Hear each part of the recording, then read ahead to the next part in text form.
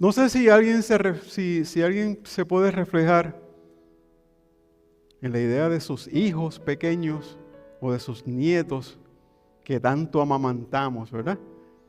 Y están llegando a su casa y están con este ánimo, este deseo de correr a los brazos de uno y decirle papá o abuelo, y se tiran, se lanzan al aire y usted los agarra, o usted le puede decir, mira, párate aquí, lánzate, y ellos tienen la confianza de hacerlo porque usted les ofrece seguridad.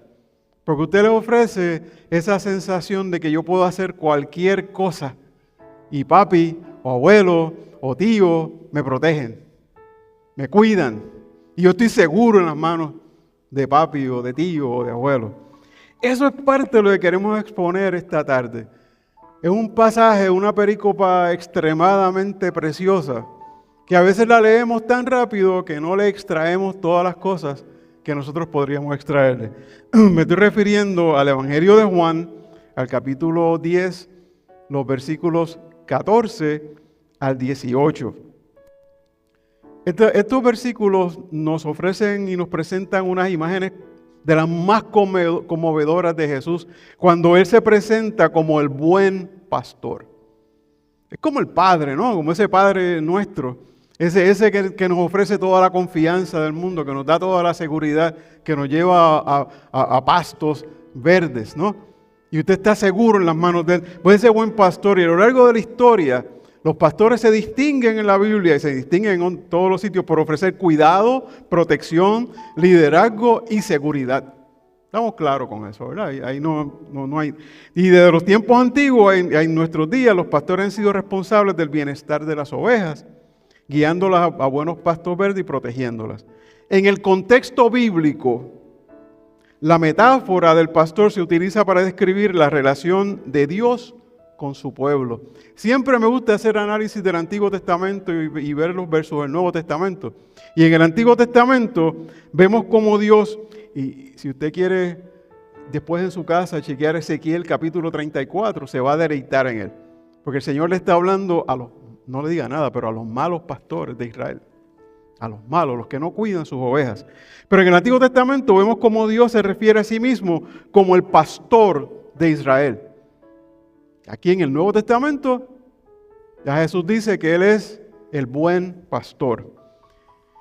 En el Nuevo Testamento Jesús lleva esa imagen a un nivel completamente nuevo, revelándose como el buen pastor que no solo cuida de sus ovejas, sino que también está dispuesto a dar la vida por ellas. Y usted como abuelo está dispuesto a dar la vida por su nieto. Y usted como padre o madre está dispuesto a dar la vida por uno de sus hijos o de sus hijas. Yo he escuchado a mucha gente, aún en consejería y consejería profesional, en psiquiatría, decir yo daría cualquier cosa porque el dolor que tiene mi hija o mi hijo me lo den a mí. Que lo tenga yo, que no lo tenga él o ella. En nuestro mundo moderno, donde a menudo nos enfrentamos con desafíos y dificultades, la figura del buen pastor, la figura de Cristo, como nuestro buen pastor, nos ofrece consuelo, esperanza, y nos recuerda que no estamos solos, que tenemos a alguien, y ese alguien me gusta escribirlo aún en mis notas con letras mayúsculas. Alguien que nos conoce profundamente, que se preocupa por nosotros y que ha hecho el sacrificio supremo para que nosotros tengamos salvación eterna. A través de este sermón, más una reflexión, vamos a profundizar en el contexto y vamos a tratar de desempacar los versículos, esos 5 versículos, y los vamos a examinar minuciosamente y explorarlos para entender mejor la profundidad del amor y del sacrificio de Cristo. Y vamos a tratar de ver cómo podemos aplicar estas enseñanzas a nuestras vidas. Vamos al capítulo 10. ¿Nos ponemos de pie? Vamos a leer los versículos 14 al 18 y voy a hacer alusión desde los versículos 1, posiblemente cuando hable del contexto. Versículo 14, Padre, añade bendición a tu palabra, Señor mío, y que seas tú hablando y diciendo en esta tarde, Señor, todo aquello que nosotros necesitamos de ti. Te lo pedimos en el nombre de tu Hijo Jesús nuestro Señor. Amén. Dice el versículo 14, yo soy el buen pastor y conozco mis ovejas y las mías me conocen. Así como el Padre me conoce y yo conozco al Padre y pongo mi vida por las ovejas. También tengo otras ovejas que no son de este redil. Aquellas también debo traer y oirán mi voz. Y habrá un rebaño y un pastor. Por eso me ama el Padre, porque yo pongo mi vida para volverla a tomar. Nadie me la quita, sino que yo, de mí mismo, la pongo. Tengo el poder para ponerla y tengo el poder para volverla a tomar. Gracias, Señor, por esta escritura. Gracias, Señor, porque tú nos hablas a través de ella y eso es lo que queremos en esta tarde, aprender más de ti. Te damos las gracias en el nombre de tu Hijo Jesús. Amén. Pueden tomar asiento. El contexto de este capítulo, si usted mira el capítulo 9, en el capítulo 9 Jesús viene ya discutiendo, peleando, como era de costumbre, con los fariseos, porque hizo un gran milagro. Le dio vista a un ciego de nacimiento, y no lo quisieron creer, y lo estaban criticando, y lo entrevistaron, y entrevistaron a los padres, y todavía no lo creyeron, y lo llevan a la sinagoga, y lo entrevistan nuevamente, y a un momento que él le dice, ¿y ustedes también quieren ser parte de los seguidores? Porque me están preguntando tanto, que yo creo que se están convenciendo ustedes, ¿no?, de que el hombre puede hacer esto. Y obviamente los fariseos pues no entienden eso, están buscando razones para eliminar a Jesús. Y me impresiona en el versículo, terminando el capítulo 9, el versículo 39, dice, dijo Jesús, para juicio he venido yo a este mundo, para que los que no vean, vean, y los que ven sean cegados. Eso le dijo a los fariseos. Aún así no vieron. Aún así no entendieron lo que Jesús les estaba diciendo ni lo que hizo. Y entonces Él comienza hablándole en el versículo 10 y dice, de cierto os digo, le está hablando a los fariseos, directamente a ellos, de cierto os digo, el que no entra por la puerta en el redil de las ovejas, sino que sube por otra parte, es el ladrón y salteador. Mas el que entra por la puerta, el pastor de las ovejas es. A este abre el portero. Y las ovejas oyen su voz. Lo leímos más adelante. Las ovejas oyen su voz. Y a sus ovejas llama por su nombre. Y las saca. Y cuando ha sacado fuera todas las propias, va delante de ellas. Y las ovejas lo siguen, porque conocen su voz. Al extraño no lo conocen. No lo van a seguir. Sino huirán de él, porque no conocen la voz de los extraños. Le dijo esta alegoría, pero ellos todavía no entendían. Ese es el contexto antes de entrar en los versículos que leímos anteriormente. Pero entonces, como ellos no entienden, como muchos de nosotros en ocasiones no entendemos lo que el Señor nos está diciendo, Él vuelve y amplía y dice, volvió pues Jesús a decirles, de cierto os digo, yo soy.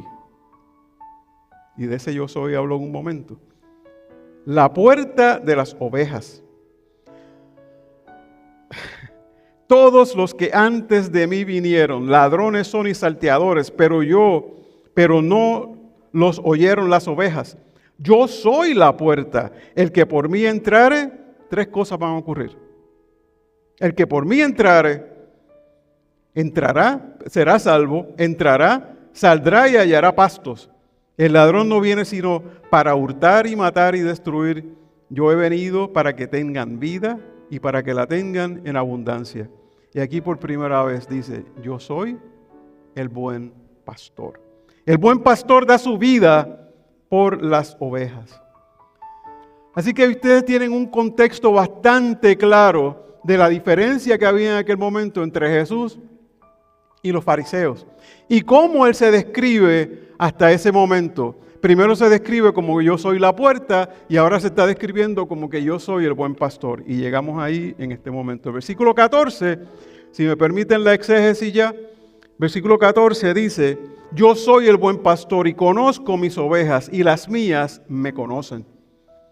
Yo soy el buen pastor y conozco mis ovejas y las mías me conocen. Ese versículo resalta así a prima facie una relación íntima de Jesús con las ovejas.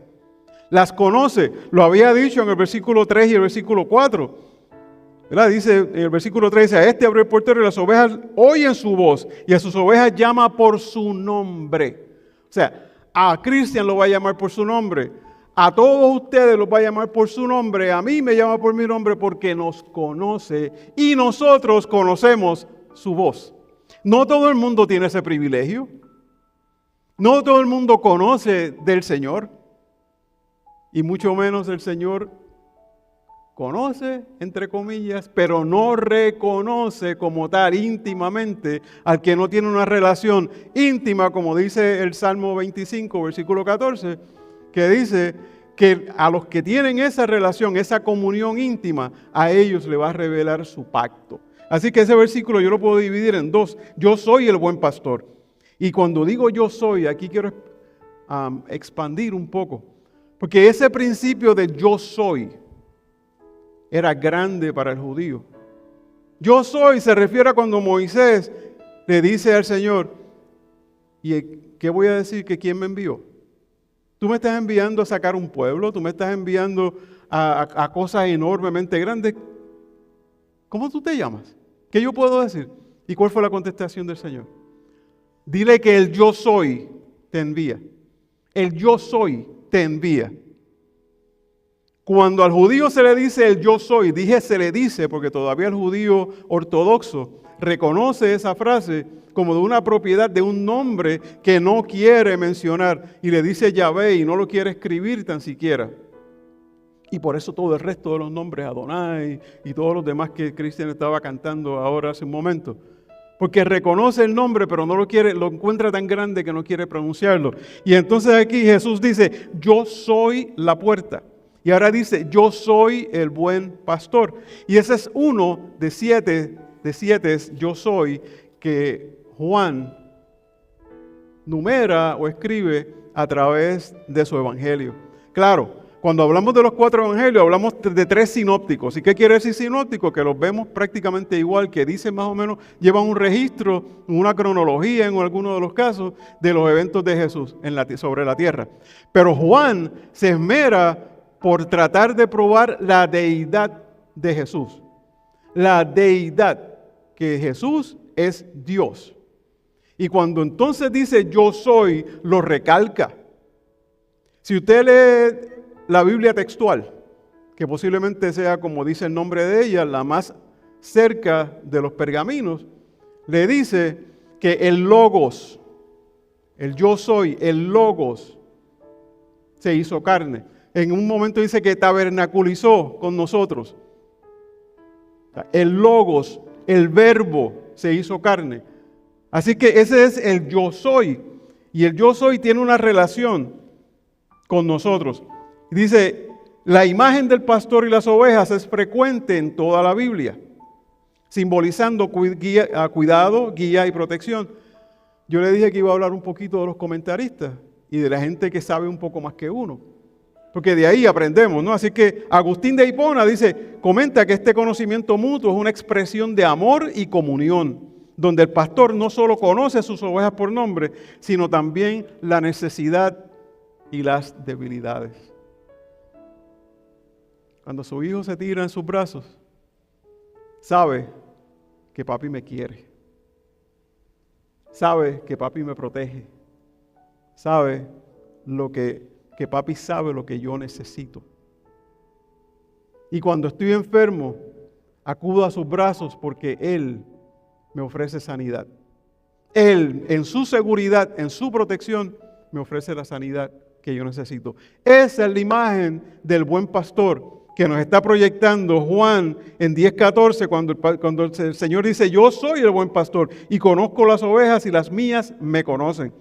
Esta relación de conocimiento profundo entre el pastor y sus ovejas se refleja en otros textos bíblicos. El domingo pasado estaba hablando con el hermano y me recitó el Salmo 23, del versículo 1 al versículo 6, ¿cierto? Es un pasaje precioso y nos habla de la seguridad que el Señor nos ofrece. Y nos habla de cuán apegado podemos estar a Él y cuánto Él nos quiere, cuánto nos va a llevar a senderos donde vamos a estar seguros, donde vamos a comer buen pasto. Aún delante de nuestros enemigos nos está protegiendo. El salmista expresa su confianza y el cuidado y la provisión de Dios. Mire, en Ezequiel 34, que se los mencioné ahorita, Jehová hace unas declaraciones fuertes contra los pastores que no cuidan a su pueblo bien. Y saqué meramente dos versículos para darle algo de contexto. Pero si usted va y lee Ezequiel 34 completo, por lo menos del versículo 11 en adelante, usted verá esa relación que estamos tratando de hablar desde el versículo 14 o antes. Dios dice en el versículo 11, he aquí yo mismo buscaré. Yo no voy a depender de cualquier pastor, yo no voy a depender de Gilberto, yo no voy a depender de Joseph que está allá afuera, no voy a depender de nadie. Yo mismo, dice, he aquí yo mismo buscaré mis ovejas y las reconoceré. Las conoce y las llamará por su nombre. Y dice, como reconoce su rebaño el pastor el día que está en medio de sus ovejas esparcidas, así reconoceré mis ovejas.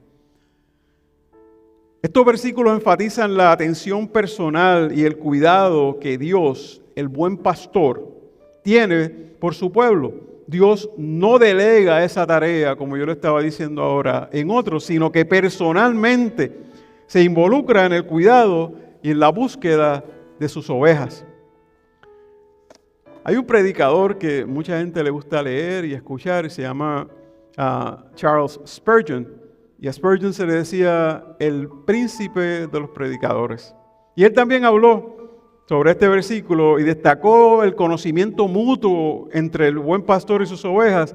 Y dice que es una fuente de gran consuelo para los creyentes. Spurgeon afirmó que este conocimiento no es solo intelectual, sino que es también por la experiencia. Experiencia mía como oveja y experiencia del pastor como nuestro líder, como nuestro guía. Es interesante que cuando Cristian empezó la alabanza, la primera dice, al que vive por siempre, al gran yo soy. Y en un ratito, cuando nos despidamos, me gustaría que la cantaras nuevamente. Sería interesante, o no nos pusimos de acuerdo, ¿eh? Y estas son las cosas que hace el Espíritu Santo. Dice el versículo 15, así como el Padre me conoce, y yo conozco al Padre, y pongo mi vida por las ovejas.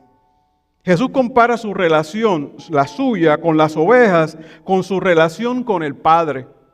La relación mía, la relación de Jesús con las ovejas, de la misma manera que su relación con el Padre. Y mire, yo divido esto otra vez en dos. El versículo lo divido en dos. Y el primer componente, vaya conmigo a Juan 14, versículos 8 en adelante, 8 al 11.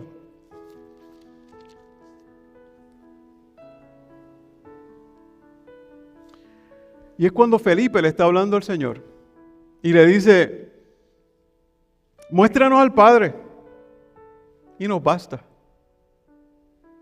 Porque fíjese que el versículo 15 dice, así como el Padre me conoce, yo conozco al Padre.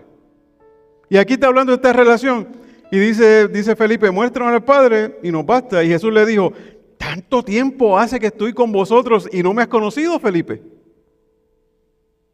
¿Cómo pues dices tú, muéstranos al Padre? ¿No crees que yo soy en el Padre y el Padre en mí? Las palabras que yo os hablo, no las hablo por mi propia cuenta, sino que el Padre que mora en mí, Él hace las obras.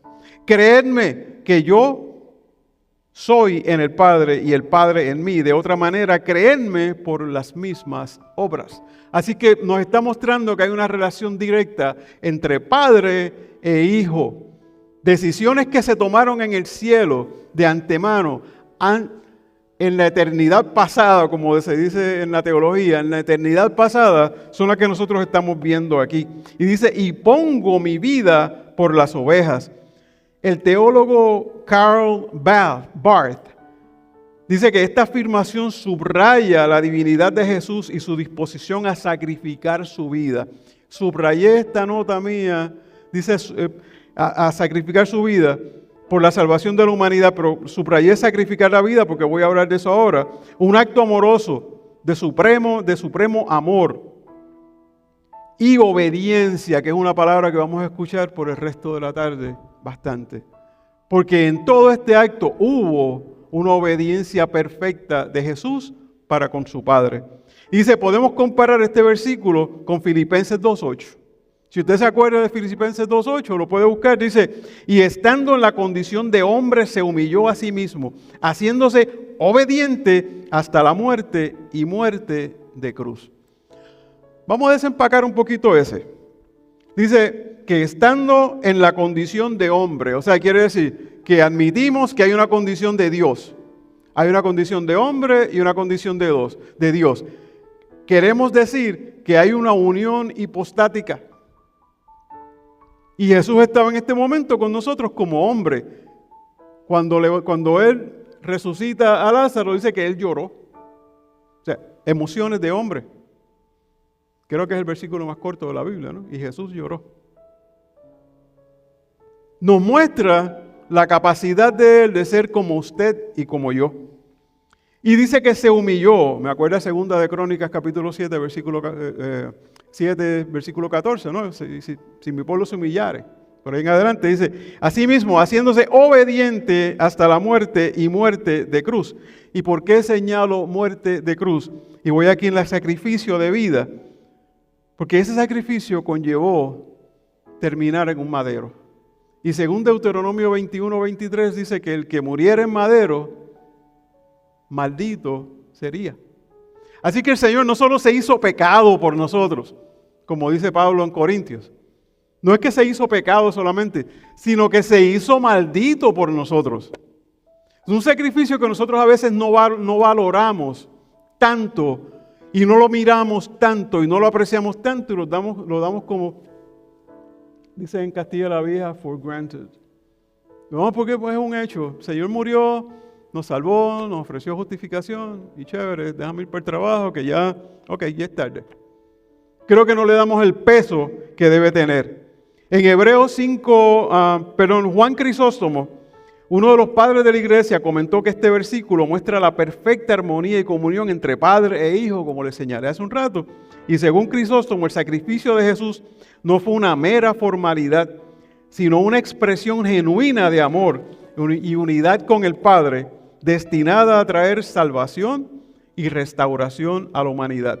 Para Crisóstomo, la disposición de Jesús a dar su vida es una manifestación del amor incondicional que existe entre padre e hijo.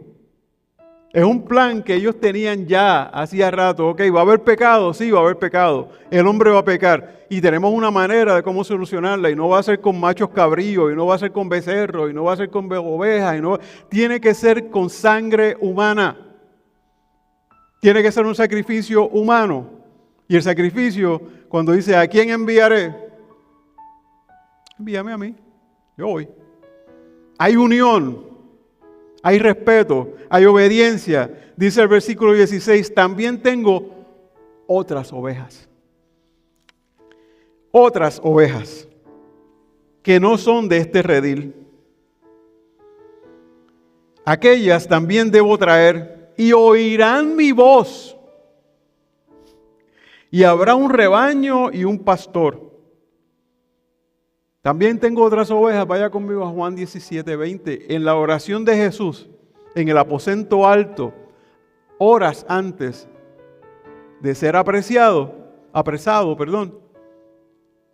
Él piensa en usted y en mí. Y en el versículo 20 dice, mas no ruego solamente por estos. ¿Quiénes son estos? Por los apóstoles que tenía al lado. No ruego solamente por estos, sino también por los que han de creer en mí, por la palabra de estos. Por lo que escribió Pedro, por lo que escribió Mateo, por lo que escribió todos ellos, Pablo, Judas, todos ellos escribieron. Por eso que escribieron, van a creer en mí. Por eso es que esto es tan importante. Por eso es que de aquí no nos podemos despegar. Porque esto nos va a dar fe. La fe viene ¿por qué? Por el oír. ¿Y el oír de qué? De la palabra de Dios. No viene de otra manera. Así que dice, tengo otras ovejas que no son de este redil. Somos tú y yo. Somos nosotros. Y el Señor allá en el aposento alto se estaba acordando de cada uno de nosotros.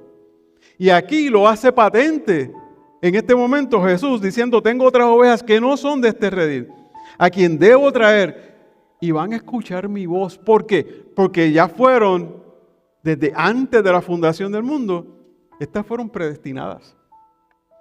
Estas van a escuchar mi voz. Panchito Trucupey no, pero este sí. Juan del Pueblo no, pero este sí.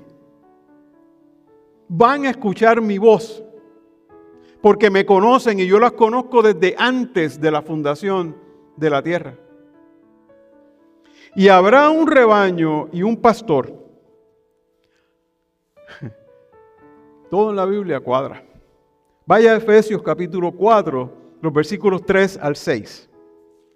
Efesios capítulo 4, versículos 3 al 6.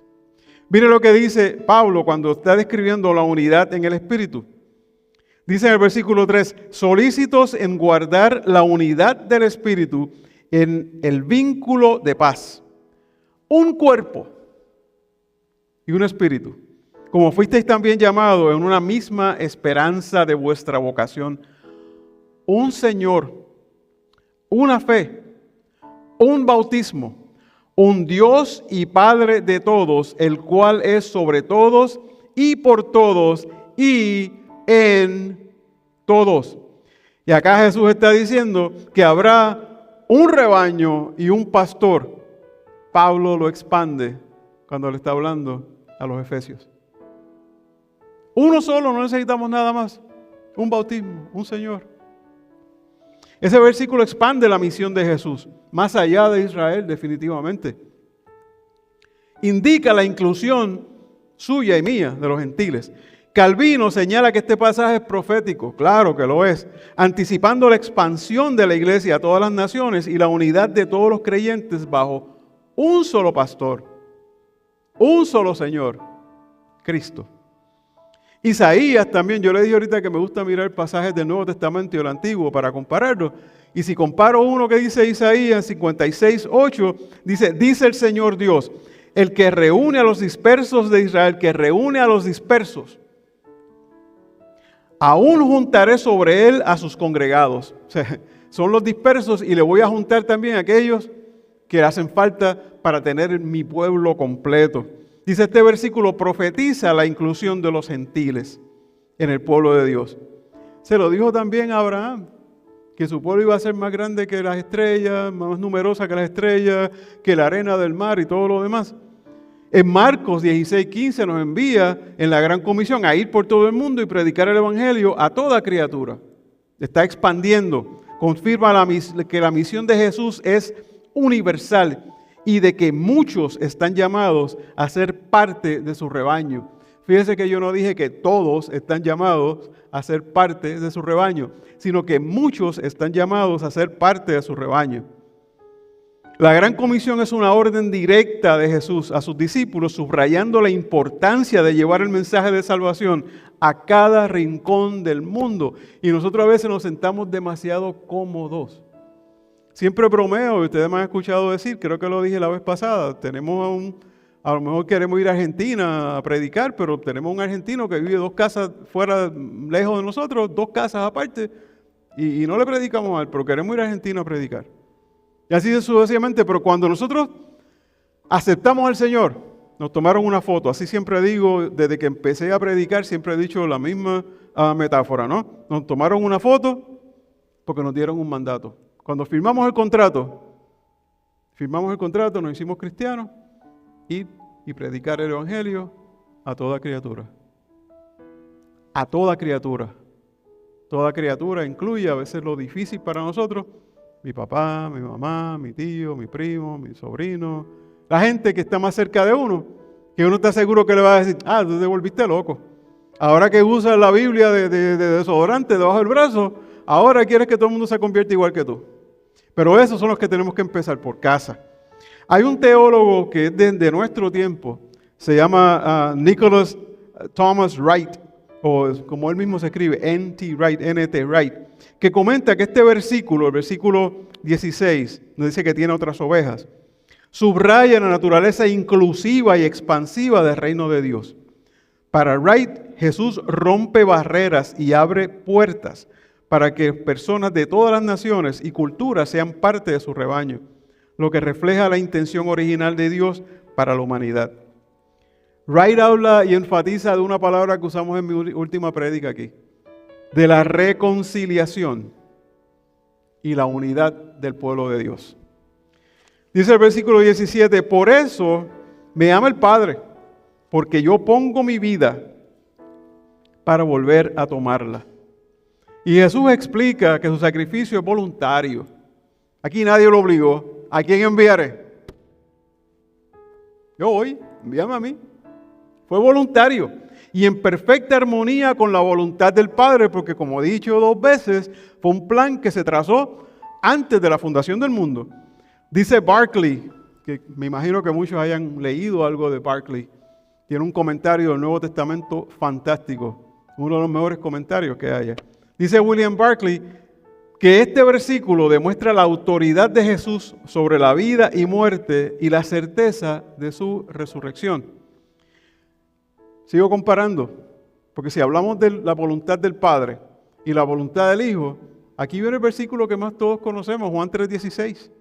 De tal manera amó Dios al mundo que ha dado a su Hijo unigénito para que aquel que en él cree no se pierda y tenga vida eterna. O sea, vemos el amor del Padre reflejado en el sacrificio del Hijo. Y ese versículo es uno que nosotros más citamos, más conocemos. Mire, Romanos 8:32, Pablo escribe, el que no escatimó ni a su propio Hijo, sino que lo entregó por todos nosotros. Yo siempre hago la comparación de Abraham y el Señor. Porque el judío ortodoxo siempre habla de Abraham, son Abraham, Isaac, Jacob, más grandes.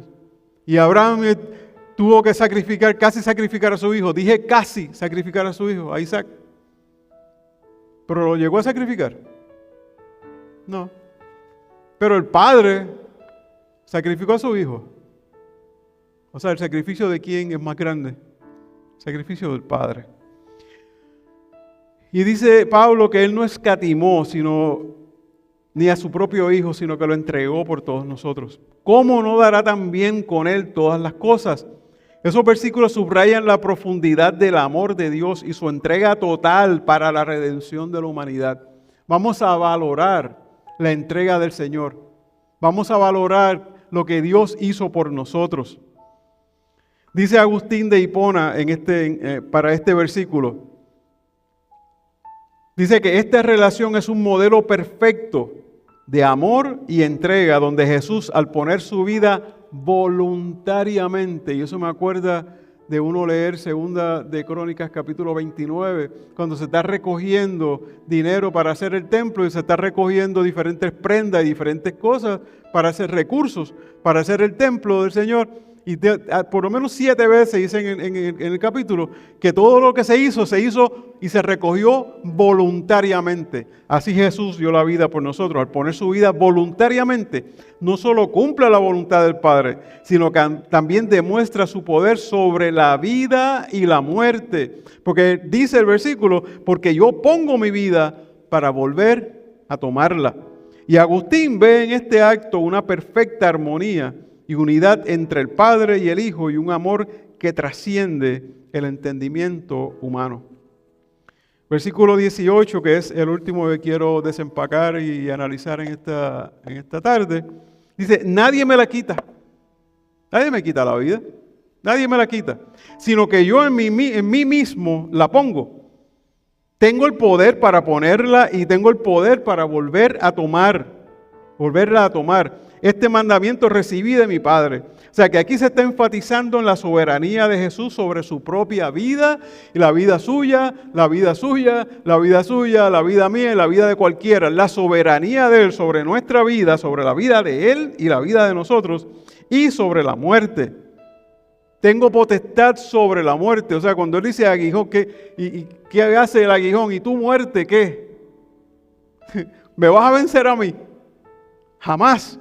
Dice, no es una víctima pasiva, sino un agente activo en la redención. No es pasivo.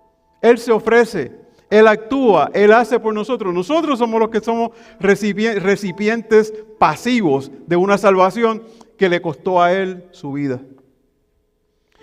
Tomás de Aquino destaca que esto demuestra la obediencia de Jesús al Padre y la naturaleza voluntaria de su sacrificio, lo que da un valor infinito a la obra redentora. Y quizá el versículo que más me toca para cerrar, Efesios 5:2, leemos: y andad en amor, como también Cristo nos amó y se entregó a sí mismo por nosotros, ofrenda y sacrificio a Dios en olor fragante. Estos versículos enfatizan la naturaleza voluntaria, otra vez sacrificial, de la obra redentora de Jesús. La entrega de Jesús es presentada como un ejemplo para nosotros. Nosotros que estamos tan cómodos, que venimos a escuchar un sermón el domingo y de aquí salimos y hacemos muy poco. Y dije hacemos porque yo me incluyo en esto. Y nos invita a esto, nos invita a vivir en amor y en sacrificio por los demás. ¿Qué sacrificamos nosotros por llevar el Evangelio? ¿Cuánto sacrificamos?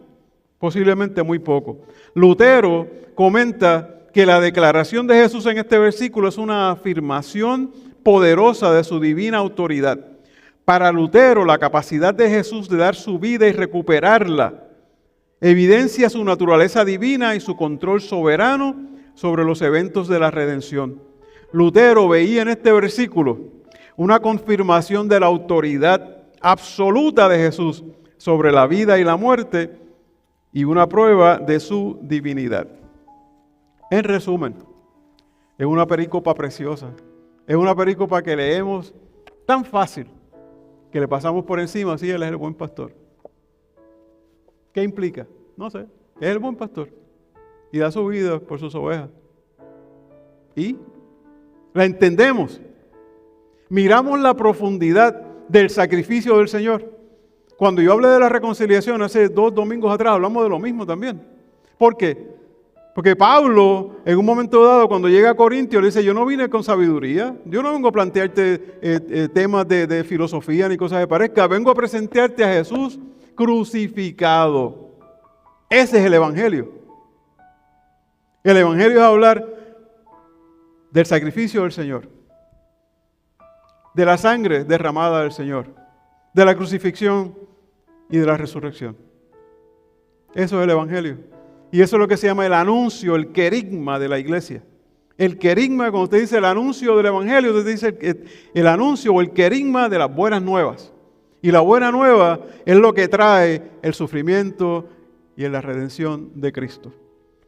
Así que Jesús se revela en esta perícopa que leímos como el buen pastor que conoce íntimamente a sus ovejas y está dispuesto a dar la vida por ellas. Su sacrificio es un acto supremo de amor y obediencia en una perfecta unidad con el Padre. Además, la misión incluye algo que nosotros obviamos mucho y es el proclamar el Evangelio a toda criatura. Comparando estos versículos con otros textos bíblicos, como vimos que cómo se enfatiza el conocimiento profundo y el amor sacrificial y la misión universal de Jesús. Si saco 3 enseñanzas a 38,000 pies de altura, 3 enseñanzas que podamos aplicar. Mire, preocúpese y preocupémonos por aumentar el conocimiento y la relación personal con Dios. Aumentar el conocimiento y la relación personal con Dios. Jesús, como el buen pastor, nos recuerda la importancia de una relación personal y cercana con Dios. Él, Cristo, nos conoce profundamente y desea que lo conozcamos de la misma manera. Búsquelo en ayuno, en oración, en lectura diaria. Consúltele, óigale, dé un espacio para escuchar. No tan solo para orar. Esas oraciones que hacemos de microondas y salimos corriendo para nuestras obligaciones, sino dé un espacio para que el Señor le hable y así podemos confiar en su guía y su cuidado cada aspecto de nuestras vidas. Segundo, debemos reconocer y valorar el sacrificio y el amor de Dios. El sacrificio vicario de Jesús, ese sacrificio sustitutivo, fue la máxima expresión de amor y nos enseña también a nosotros amar. Como dijo el segundo mandamiento, amarás a tu prójimo como a ti mismo. Y debemos trabajar en entender la inclusión y la misión de Jesús de expandir el Evangelio. En conclusión, el pasaje, esa perícopa de Juan 10, 14 al 18, nos invita a reflexionar sobre la relación única y sacrificial de Jesús con sus seguidores. Nos muestra un modelo perfecto, Cristo, que nos ofrece su amor incondicional y el sacrificio. Por último, nos desafía a reconocer la voz de Jesús, nuestro buen pastor, y a confiar en su guía y a unirnos a la misión de llevar el mensaje de la salvación a todos los rincones del mundo. Que podamos vivir como ovejas de su redil, seguros en su cuidado y comprometidos con su propósito. Nos ponemos en pie.